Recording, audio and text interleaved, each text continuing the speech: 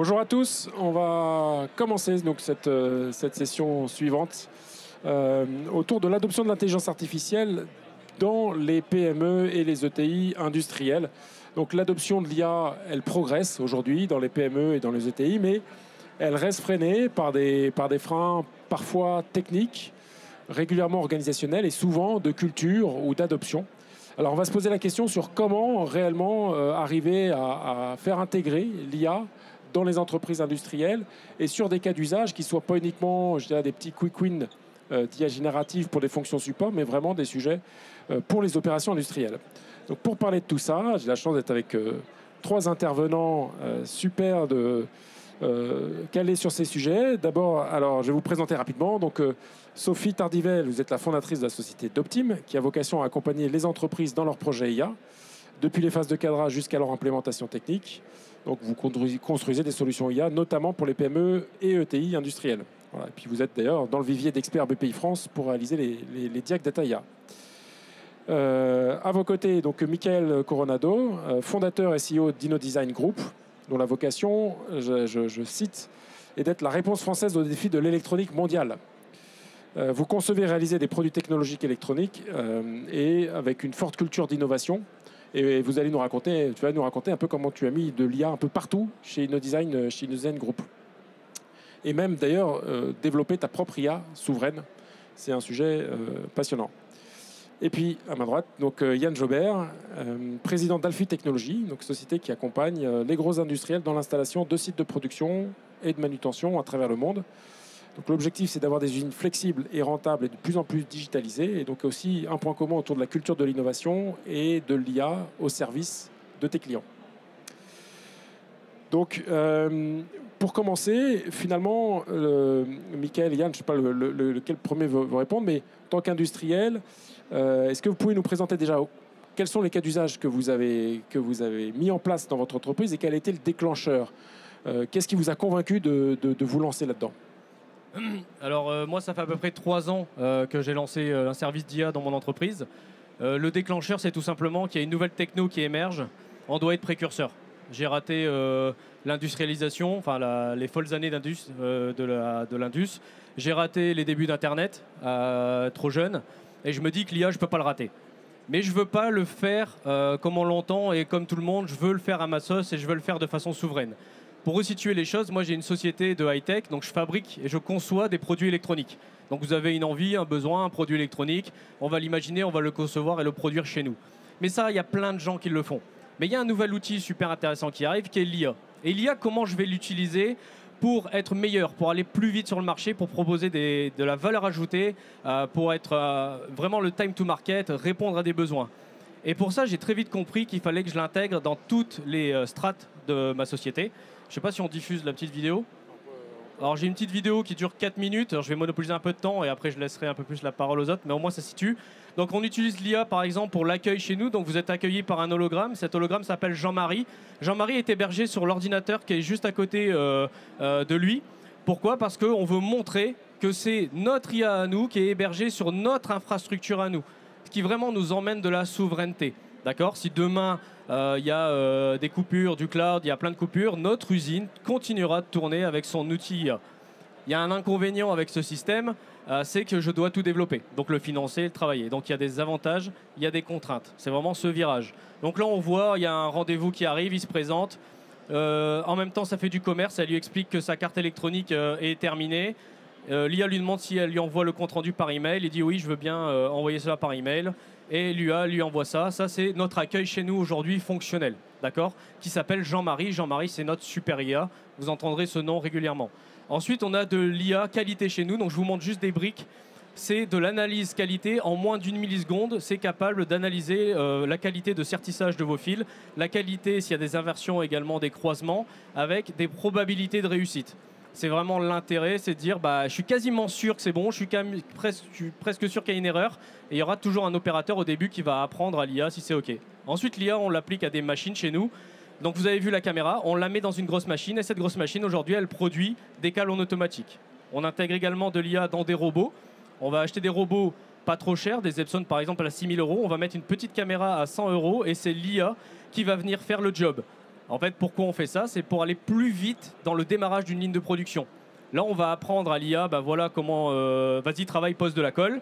Et au début, on va lui dire c'est bien ce que tu as fait, c'est mal ce que tu as fait, c'est bien, c'est mal, c'est bien. Comme on apprend à un opérateur, sauf que l'IA, elle va assimiler plus rapidement et on va générer des fausses erreurs pour qu'elle apprenne plus vite. Bon, là, c'est de l'IA appliquée à tout ce qui est machinerie pour faire des tests de qualité. Je vais passer pour éviter de monopoliser toute la parole. Et également, on utilise de l'IA en interne pour générer nos propres logiciels de test. Par exemple, on demande à l'IA de nous générer un logiciel pour gérer nos one-to-one avec nos équipes, pour gérer nos KPI, pour gérer nos roadmaps. Et également, Jean-Marie nous permet de savoir où on a un projet, lancer les ordres de production. Et tout ça est hébergé sur notre supercalculateur en local. Là, par exemple, j'ai juste demandé code-moi un site web et en 10 secondes, il m'a codé un site web. Voilà. Merci déjà pour cette première version, plein de cas d'usage super intéressants. Yann, de ton côté, du coup, les cas d'usage et puis les moteurs finalement qui ont poussé à se lancer. Oui, bonjour à tous. Donc, le métier d'Elfi Technologies, c'est de créer des lignes de production, des solutions de stockage automatisées pour l'industrie. Nous fabriquons nos usines en France. Et notre raison d'être, c'est d'améliorer la productivité de nos clients industriels avec des machines connectées, intelligentes, respectueuses de l'environnement et qui améliorent les conditions de travail des opérateurs. Pour nous, c'est le triptyque. Et dans le triptyque, il y a les machines connectées intelligentes. Pourquoi ? Parce que si on veut pouvoir demain être compétitif, vendre des lignes de production qui ne soient pas chinoises, mais qui soient fabriquées en France, qui produisent, avec du savoir-faire français, des équipes de SAV proches de nos clients, il faut apporter de la compétitivité coût et hors coût. Et aujourd'hui, l'intelligence artificielle, c'est un vecteur très utile, un levier pour améliorer la productivité de nos lignes de production. Comment ? Je dirais que quand on parle d'intelligence artificielle, vous savez que ça revêt plusieurs réalités techniques. Il y a des logiciels, on l'a vu tout à l'heure, de machine learning, où on récupère de la donnée puis on fait du calcul pour faire de la prédiction de panne. Il y a des réseaux neuronaux pour faire de l'apprentissage d'images, et puis il y a l'IA générative. Et en fait, on va utiliser l'ensemble de ces technologies pour, par exemple, permettre aux opérateurs sur place d'être augmentés, et d'avoir finalement toute une base d'expertise à côté de la machine avec lesquelles ils vont pouvoir échanger à travers un chatbot pour être capable de digérer des centaines et centaines de pages de notices de machine, là où jusqu'ici il faut une équipe maintenance, des experts à disposition. Le problème, c'est que dans une ligne de production qui tourne en 3/8, en général, vous apercevez que la nuit, le vendredi soir, le taux de disponibilité des machines, il baisse légèrement, voire il baisse beaucoup. Et pourquoi ? Parce que y a une grande partie des équipes nécessaires à l'utilisation des machines qui ne sont pas là. Voilà. C'est les équipes de nuit, elles se retrouvent un peu toutes seules. Et pourquoi elles se retrouvent toutes seules et pourquoi elles ont des difficultés ? Parce que voilà, elles n'ont pas le support. Et donc l'idée de mettre en place un chatbot, ça leur permet finalement d'échanger avec une base expert et d'avoir un expert à proximité qui est un expert virtuel. Et de ce fait, on voit qu'il y a une augmentation significative du taux de disponibilité machine, y compris pendant le travail de nuit. Donc ça, c'est un exemple, un cas d'usage assez simple où finalement on se dit quels sont, dans une ligne super automatisée, il y a quand même des défauts qui peuvent apparaître parce qu'il y a toujours à un moment donné besoin de l'intervention humaine. Quels sont les irritants que rencontrent les opérateurs et les clients ? Voilà, c'est l'accès, c'est des technos finalement assez compliqués, des experts qui sont absents. Donc comment on peut répondre à ça ? Et l'IA générative va nous permettre d'exploiter cette base de connaissances et de digérer cette base de connaissances et de se mettre au niveau des opérateurs en faisant des opérateurs augmentés. Voilà un cas d'usage assez simple pour montrer que l'IA générative peut apporter un réel avantage et un réel gain de productivité sur les machines. Merci. Alors, tous les industriels ne sont pas encore à votre niveau de maturité. Sophie, qui accompagnait quand même pas mal de PME, de TI industriels, comment vous percevez aujourd'hui l'évolution de l'IA dans l'industrie ? Est-ce qu'on reste finalement sur un sujet presque marginal ? Est-ce que Yann et Phil Michael finalement sont des exceptions ? Ou est-ce qu'on voit quand même que ça progresse de façon intéressante ? Ouais. Alors, l'IA générative, elle a changé la donne, on va dire, en termes de perception de l'IA dans les entreprises. Donc on a eu un boom de demande de diagnostic dans toutes les entreprises, qu'elles soient industrielles ou pas. Ça, c'est vrai. Par contre, en termes de donc prise de connaissance, acculturation, accélération certaine dans les entreprises industrielles. On va rencontrer quand même des entreprises industrielles qui vont vouloir rester sur leur métier d'origine. Celles-là, très clairement, elles sont en danger. C'est une posture bizarre, on va dire, dans le monde de l'entreprise. Et on a vu des exemples d'entreprises pérennes qui vont dépasser la première génération, la deuxième génération.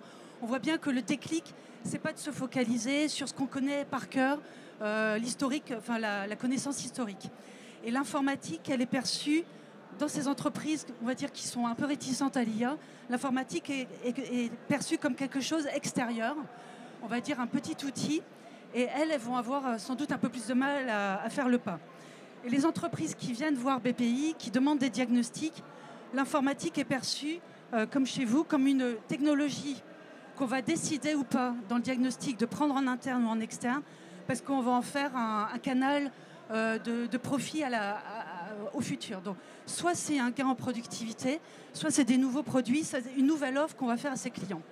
Ou une idée que là, on est positionné avec son métier d'origine, il va falloir le faire évoluer parce que le marché commence à évoluer vers peut-être plus de services, une remontée dans les chaînes de valeur où on va avoir besoin d'informations pour y aller. Donc ça va servir aussi de premier outil pour aller voir ce qui se passe côté fournisseur, côté client, pour étendre en fait sa palette en fait, de propositions. Donc ces entreprises-là, elles ont des chances en fait, à un moment de s'engager dans l'IA parce que ça va être le meilleur outil du moment pour elles. Et on perçoit, nous, côté BPI, qu'il y a encore effectivement parfois une réticence à y aller. En tout cas, il y a encore un travail de conviction à faire auprès des industriels pour se lancer dans l'IA. Tous les trois, pour vous, quels sont les principaux freins ou les réticences que vous rencontrez dans votre monde industriel et qui expliquent un petit peu le fait qu'il y a encore besoin de beaucoup de sensibilisation, d'acculturation? Moi, je reprendrai les propos de Yannick. Je ne sais pas si vous avez pu l'entendre tout à l'heure, mais il faut déjà identifier les problèmes à résoudre. S'il n'y a pas une finalité au projet d'IA, ça ne sert pas à grand-chose. On ne fait pas de l'IA pour faire de l'IA. L'IA, c'est un outil au service d'un projet d'entreprise, au service de la résolution d'un problème. Et donc, si on perd de vue ce sujet-là et qu'on se dit simplement c'est hype, donc on y va, ça risque juste d'être un énorme gâchis et une grosse déception pour tout le monde. Donc, typiquement, dans l'IA générative, dans le machine learning et dans l'apprentissage par réseau neuronaux d'images, on est sur des technos qui sont un peu difficiles d'appréhension. Donc ça peut rebuter les gens. On va dire, bon, voilà, c'est super complexe, ça demande des mathématiciens. Et je pense que c'est une des premières réticences. Dès lors qu'on garde en tête qu'on a un problème à résoudre et qu'on utilise par exemple l'IA générative au service d'eux, eh bien, on a un outil qui est beaucoup plus facile d'appropriation parce qu'on va travailler en langage naturel. On n'est pas obligé d'être un mathématicien pour parler avec un chatbot. Et donc, dès lors qu'on va répondre, qu'on va se mettre au niveau des opérateurs, qu'on va répondre à leurs problématiques ou aux problématiques du patron de la maintenance, l'IA, c'est un outil, on commence à résoudre des problèmes et c'est par la preuve qu'on va pouvoir faire cette acculturation à l'IA. Et je pense que le principal sujet, comme l'a dit Yannick Fellins tout à l'heure, c'est qu'on aborde souvent le sujet par la techno et pas par la finalité industrielle du projet, quoi. Donc c'est une techno comme une autre. Et si on n'a pas encore une fois de stratégie, d'objectif à atteindre, ça ne sert pas à grand chose. Vous voulez compléter? Ouais, je peux rendre ça un peu plus participatif. Qui pense qu'il faut de l'IA dans l'industrie aujourd'hui? Voilà. Et qui pense que l'IA va prendre son boulot? Ah, là je suis déçu, parce que je pensais rebondir dessus, parce qu'on me dit souvent, ouais Mickaël, c'est bien ce que tu fais, mais on va perdre des emplois. Et on revient à une des problématiques, c'est l'humain. En fait, la plupart des gens, ils flippent. Donc ils ne veulent pas passer à l'IA parce qu'ils flippent. Et donc on doit arriver à ce qu'on appelle une acculturation. Donc moi je vais parler pour mon cas, parce que je ne veux pas parler en général.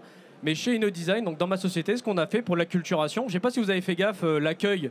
Donc l'hologramme qui vous accueille, il a une tête un peu foufou, avec des cheveux qui partent un peu dans tous les sens. Mais en fait, avant de le faire communiquer, on lui avait fait, il faisait des expressions, il faisait des grimaces, tout ça. Et quand les gens rentraient, ils rigolaient, ils s'appropriaient tout doucement en fait qu'il y allait avoir un hologramme à l'entrée. Puis après l'hologramme, il disait juste bonjour.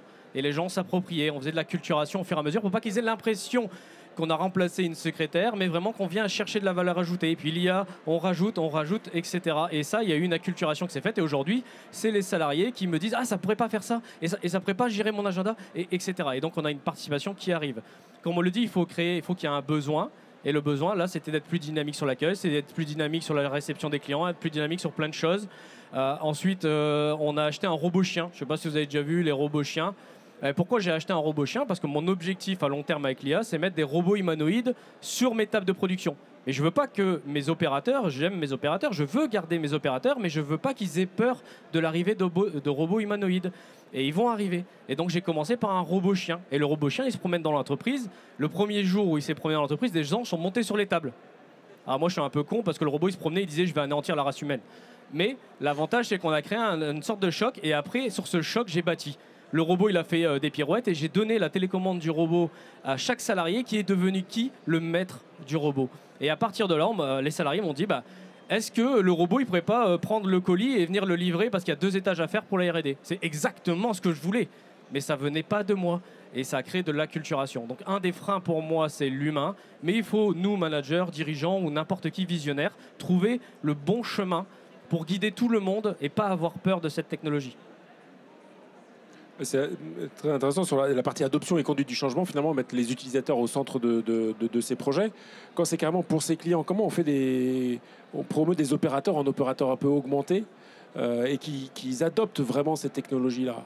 C'est des sujets de formation, il faut y aller aussi petit à petit, comme expliqué. Écoutez, lorsque vous créez une nouvelle ligne de production, donc moi, mon métier, encore une fois, c'est d'installer des lignes de production. Le premier sujet, la première difficulté que j'ai, c'est pas de mettre en route l'usine, c'est de former les opérateurs et que les opérateurs comprennent ce que c'est qu'une ligne automatisée et comment la faire fonctionner. Donc l'enjeu, il est pour le client qui a investi une somme importante et qui a besoin d'avoir un retour sur investissement.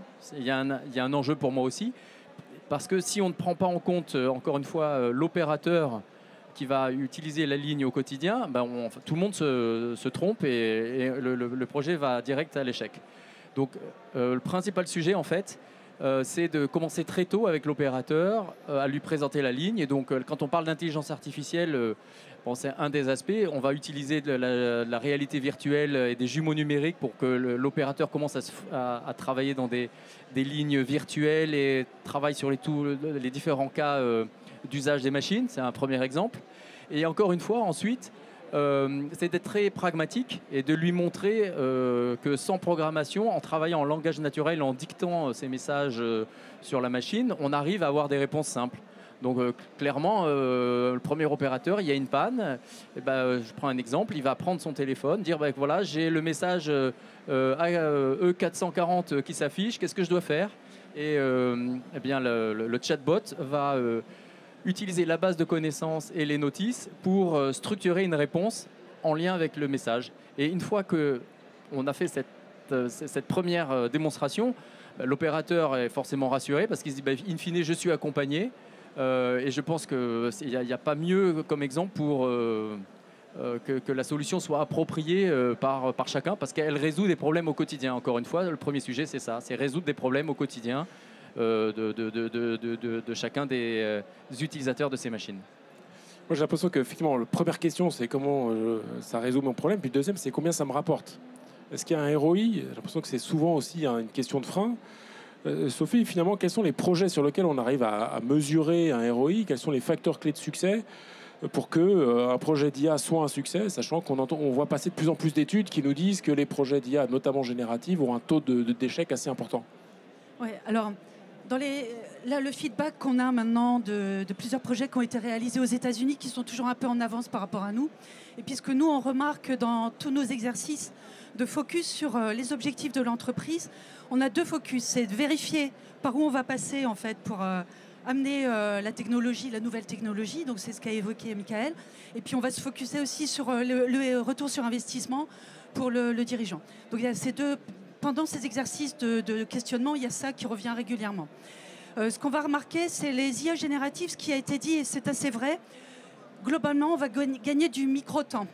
Tous les gens qui vont utiliser des IA génératives dans leurs tâches de création de contenu, de récupération d'informations, résumés, des choses comme ça, les chatbots sur les bases de connaissances vont gagner du temps. Donc, il y a quelque chose d'important là-dessus, c'est que si vous avez des problèmes de recrutement, de formation des jeunes, pour venir en entreprise, c'est un très bon outil pour les jeunes parce que d'abord, ils vont avoir un outil qui connaissent bien, assez techno, ça les met en valeur aussi d'avoir des outils tech dans les mains. Et ils vont être assez rapides pour se mettre presque au niveau des experts sur la plupart des situations. Donc les experts vont être là pour des choses très compliquées. Et donc là, on va gagner du temps. Et là, c'est important pour les dirigeants qui se posent la question du turnover des opérateurs et des choses comme ça. Donc ça, on ne va pas trop discuter de ROI, on va discuter on va résoudre un problème d'organisation. Et ça, ils vont y aller assez facilement. Tous les gens qui sont dans les fonctions de support vont se dire, on va gagner du temps, on va se concentrer sur des choses qui ne sont pas en interne, des lourdeurs en interne, de prise de décision et des choses comme ça. Ils vont commencer à se retourner vers l'extérieur. Qu'est-ce qu'on peut ramener de l'extérieur dans la boîte, sur la veille, et des remontées sur les chaînes de valeur? Est-ce qu'on ne pourrait pas faire autre chose que ce qu'on faisait aujourd'hui? Donc là, le bénéfice pour le dirigeant, c'est qu'il ne sera pas, lui, avec quelques adjoints, à penser l'avenir de la boîte. Ça va mettre en posture les fonctions support pour aller faire de la veille et de la veille actif. Ils connaissent très très bien leur métier. Chaque fois qu'on les interroge, ils savent exactement ce qu'ils vont aller chercher avec les IA génératives. C'est juste la quantité d'informations à traiter les dérangeait. Et ils avaient peur de se noyer et de ne pas être assez rapide et pertinent pour en réunion sortir l'exégèse de ce qui se passait dans les, on va dire, les signaux faibles ou des choses comme ça. Donc ces gens-là, ils commencent, quand on leur parle de l'IA, rien que sur les interviews, il n'y en a pas un qui ne nous dit pas « moi je vais pouvoir faire ça derrière ». Donc ça c'est bien. Ça veut dire là on va gagner du temps dans la prospective.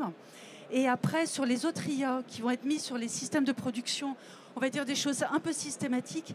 Là, ce qu'on va chercher avec les dirigeants, c'est un apport d'offres. Et là, le critère, c'est est-ce que je suis meilleur que mes concurrents? Est-ce que je vais être différenciant sur mon marché? Donc là, c'est toujours un peu plus compliqué parce que ça va les obliger à aller faire une étude de marché, peut-être, à revérifier derrière. Et là, on va être un calcul pur de création de produits comme ils savent faire les industriels.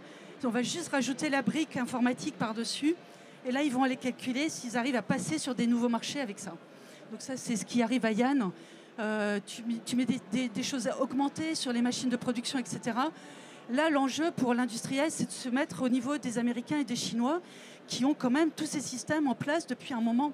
Donc la discussion, ce n'est pas le marché allemand ou le marché français, c'est qu'est-ce qu'ils font les autres dans leur proposition de valeur pour réussir à imposer leur techno. Donc on en est là, en fait. Et du coup, d'ailleurs, pour rebondir là-dessus, est-ce qu'il y a un sujet de culture? On a l'impression qu'effectivement, pour des industriels français, c'est parfois compliqué d'investir, de mettre de l'argent sur des IA qui viennent améliorer un peu leur process. On en met peut-être plus facilement sur une machine, sur quelque chose, sur un produit, que sur de l'IA qui va améliorer le process. Est-ce que l'IA générative permet de commencer à faire basculer les consciences, ou en tout cas de changer un peu la culture? Il y a toujours ce besoin quand même d'expliquer, réexpliquer ce qu'on peut y gagner. Encore une fois, moi je crois beaucoup à la preuve par l'exemple. Et dans nos approches, systématiquement, on a plusieurs phases. Donc la première phase, c'est l'IA générative, c'est les chatbots, la numérisation des bases de connaissances, machines, production, parce qu'on a des quick wins qui sont assez simples à démontrer. Et une fois que ces plateformes sont adoptées, que les opérateurs ont l'habitude de les consulter, de poster des informations, on commence à voir une première appropriation. Et donc là, on passe à la phase 2, qui est la connexion des machines, la remontée des données, sur la base desquelles on va pouvoir ensuite faire de l'optimisation de process, de la maintenance prédictive, de la prédiction de dérives de qualité produit. C'est la deuxième phase de la fusée, où là, il y a vraiment des gains de productivité nettement supérieurs, parce qu'on va s'attaquer au processus même de production industrielle. Et je pense que on parlait tout à l'heure que dans un monde incertain, le niveau d'investissement des industriels il était plus limité, parce que c'est quand même compliqué d'acheter une nouvelle machine, une nouvelle ligne de production quand on ne sait pas vraiment quelle va être sa production dans les 6 mois ou les 12 mois à venir. En revanche, je pense que là où on a le meilleur ratio entre le niveau d'investissement et le retour sur investissement, c'est bien sur ces outils d'intelligence artificielle. Parce que vous avez, on l'a dit tout à l'heure, le sujet d'embarquement des nouvelles générations qui arrivent et qui arrivent à se former à travers l'IA Gen et à travers les bases de connaissances que le chatbot peut mettre à leur disposition.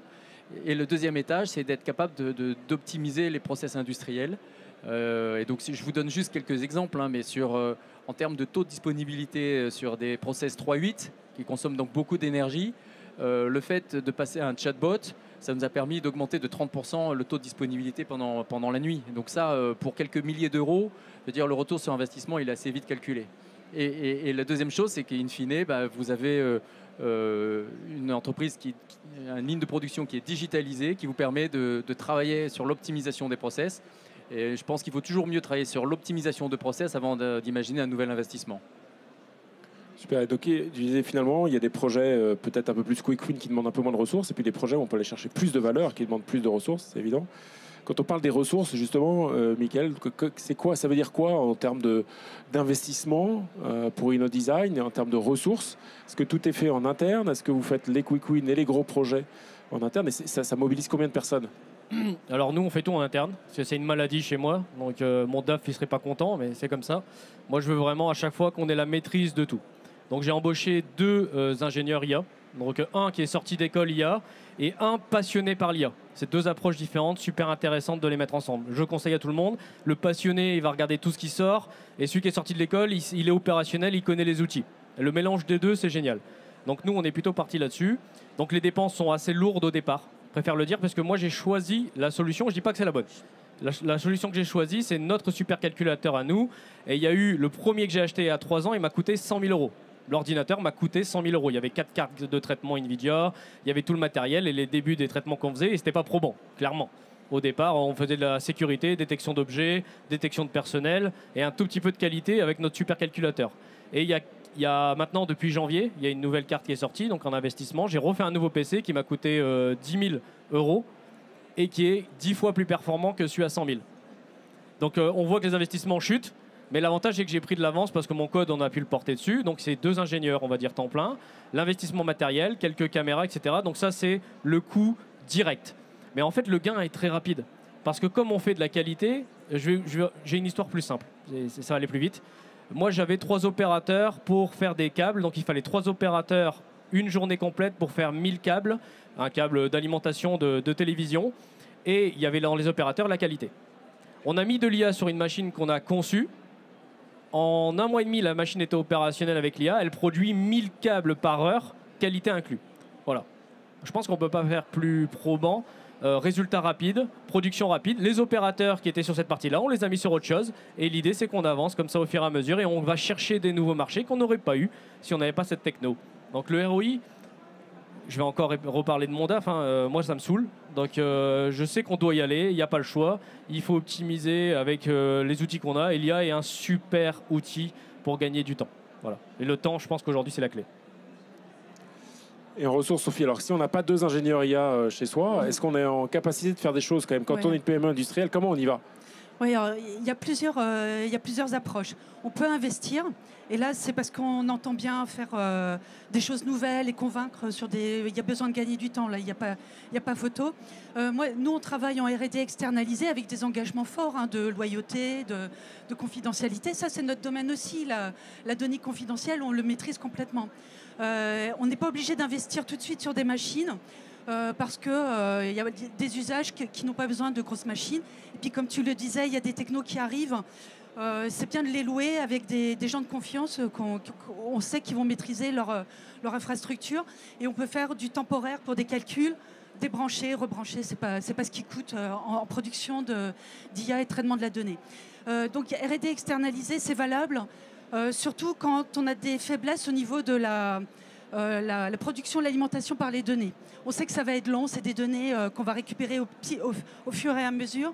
Donc nous, typiquement, on travaille en incrémental. Il y a une grosse collecte de données qui va se faire sur une saison. On va réintervenir, on va reprendre le projet avec des nouvelles données et on va retravailler là-dessus. Le temps est long parce que le marché, on a le temps d'y arriver. Donc tout est conçu en termes de projet et de choix sur est-ce qu'on a le temps de faire le produit ? Est-ce qu'on internalise ou pas? Est-ce qu'on a besoin d'accélérer, d'être rapide ou pas?